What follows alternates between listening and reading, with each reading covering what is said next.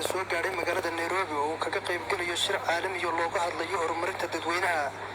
wafdiga madaxweynaha Soomaaliya oo hogaaminaya ayaa waxaa ka mid ah wasiiro waxaana garoonka Jomo Kenyatta magaalada Nairobi ku soo dhaweeyay wasiirka gaadiidka ee Kenya James Macharia.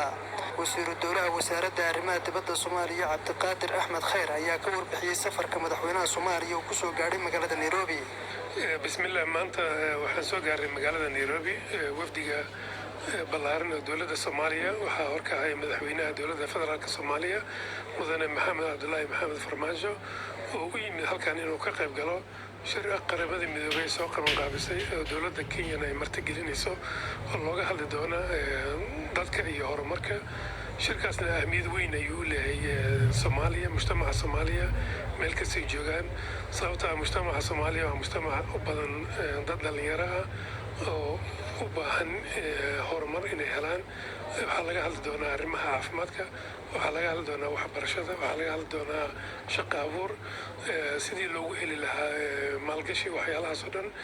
Soomaaliya ahmiyadaha ugu weyn oo timid shirkan ka mid ah.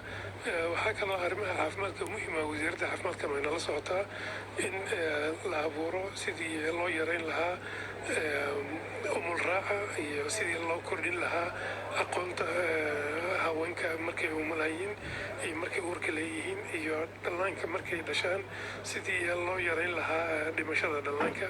waxyaalahaas oo dhanna waxay u baahan tahay maalgashi in lagu sameeyo mujtamaca Soomaaliyeed. marka dowladda Soomaaliya waxay rabtaa inay ku soo bandhigto halkan horumarka Soomaaliya, ajendaha Soomaaliya ay ka leedahay sidii horumar looga gaari lahaa, loo kordhin lahaa waxbarashada, aqoonta iyo shaqo abuurka iyo sidii loo fiirin lahaa mustaqbalka fiican ee ummadda sidii loogu dhisi lahaa.